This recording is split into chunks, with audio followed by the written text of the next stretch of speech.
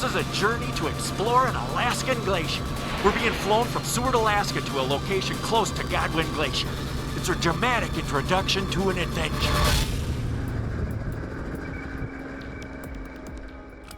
It's just so wild how much this changes every day. Upon our arrival, we begin exploring the delicate features of this unusual landscape. Oh, it's really thin today. It's early and the frozen environment is just beginning to awaken. Well, if you look in the reflection, a huge slab crystal. yeah, You can see, yeah, kind of like waves. Yep. Kind of wind-driven formation. yep. So that wind is actually what's helping it to freeze. A chilling effect. Yeah, it's Okay. evaporating any heat from the water.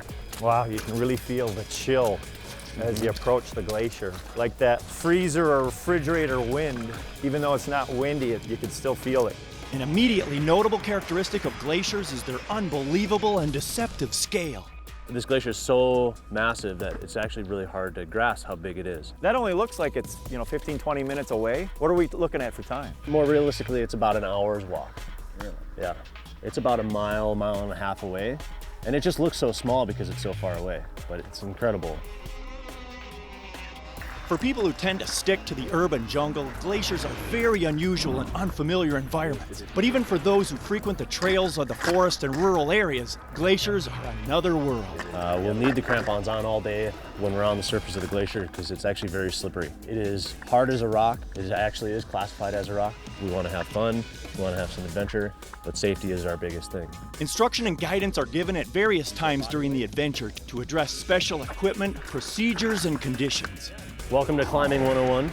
Climbing is not a muscle sport. It's not how many pull-ups I can do. It's how many stair steps you can climb. These are professionals from the Exit Glacier Guides company, masters leading trips in this icy environment. I'm only moving my feet up 4 or 5 inches at a time so that you have a really nice, stable platform. The guides have an expert understanding of the environment in which they lead, but also how to help establish for their clients a sense of comfort and trust in this unfamiliar world. The ice tools are really useful out here. In order to use them properly, we want to drive this spike in to the ice. We're on an exploratory adventure, one in which we see, feel, and experience new things. Okay, well, let's head out onto the glacier, guys. The surface of the glacier is so vibrant. You can see how this block of ice is melting right before our eyes. So it's not only melting and moving, but it's being forced downhill by the creation of so much snow up above in the mountains. And it literally pushes down the valleys as it overflows with snow. So we get these massive forces at play here. We see water do amazing things to this glacier. It bores these huge holes. The glacier falls down, it cracks open. Some places on the glacier move 2 to 3 feet a day. You can feel it underneath you. You can feel the vibration as it slips past the friction of the bedrock below. It jolts you, it's crazy. It makes you really feel like you're minuscule compared to these glaciers. Our day-to-day exists taking people out onto Exit Glacier and to Godwin Glacier, either hiking trips or helicopter trips. Essentially, we provide a safe environment for people to get on a glacier and really be intimate with that experience. There's nobody else out here. It's unique because these glaciers aren't going to be here for very long. It's a once-in-a-lifetime opportunity for a lot of people to stand on the face of a glacier and look out beside them and see this massive block of ice hanging between 2 mountainsides. It's an extraordinary opportunity. All of these glaciers in Alaska are remnant of the last ice age we had 10,000 years ago. At the very edges of the glacier is where it's thinnest, where it bulbs up in the middle and then goes down. So that would have risen even higher. Yeah, absolutely. 200 years ago, we would be at least, I'd say, 1,000 feet above us. It erodes it from the water level.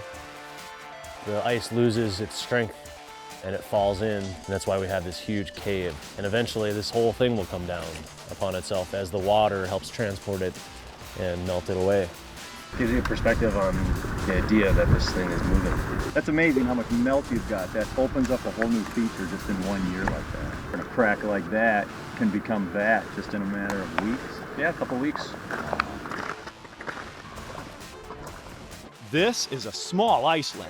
Our guide Julian introduces us to some of the bigger features on the glacier to explore. The crack split the stream in half. Well, all the water started to go down the crack. And it bores this huge hole if it stays in one spot for a long time. This one's on the larger side. It's been here for about a month and a half. Wow, that's incredible how much it's changing for it to be that big, that fast. Yep. So then we'll get another crack that splits the stream upstream a little bit more, and all the water will then plunge down that one, and this will dry up. It'll be bone dry. So then it becomes this perfect vertical tube all the way down 100 feet or so. It becomes perfect climbing. Great way to explore the depths of the glacier then. Yeah. So you never know what you're going to encounter when you come up here. With something like this can happen that fast. Yep. Yeah, wow. Yeah, it changes every day. Wow. It changes every day. Right now, the stream plunges into the depths of the glacier at this spot. But not long ago, it was scouring away an incredible feature just down the glacier. This massive hole in the ice where this river has carved and milled the ice away. It's called a moulin because it literally acts like a windmill. If there's another crack that develops higher up on the stream, you'll get a moulin that starts there. So all the water will start going down that one. Well, it leaves this one dry as a bone, and it's perfect for climbing. We're able to climb them and get this really incredible experience being in the belly of the glacier, looking into hundreds and hundreds of feet of blue ice right before you. One of the most surprising aspects of this trip, not only do you get to hike on the glacier, but you actually get to explore the innards of the glacier.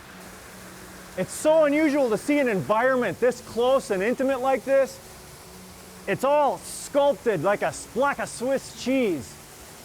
It's like being on an alien planet and being in the Moulin in that hole and seeing how big it is. Just trying to take it all in and put words to it is hard. The textures were unbelievable. The colors were outrageous. I'm not an avid climber. By not avid, I mean I don't climb. But knowing that this was something that Exit Glacier Guides runs all the time, I felt confident in the guides and Julian, who was running the trip. That was a challenge, to trust yourself, to trust the gear, and to really kick into the ice and know that you were secure. Part of, I think, a nice climbing trip like this is learning about yourself and learning what you are capable of and having them kind of work with you to achieve that. This is a living, otherworldly place. I've been on glaciers before, but this is totally different. Just ice everywhere. The Mother Moulin, as the guides call it, it just has many layers to it. There's paper thin ice, and then there's caverns, and it just goes down so far. This is all carved out by the glacial melt and the silt. You go down in there and you're surrounded by ice, and it's a totally different world. It is just some of the most amazing stuff I've ever seen. You feel tiny, and that's an amazing perspective to have. I think that coming to Godwin Glacier, in any glacier, kind of gives you that sense of jaw-dropping awe at what nature can produce.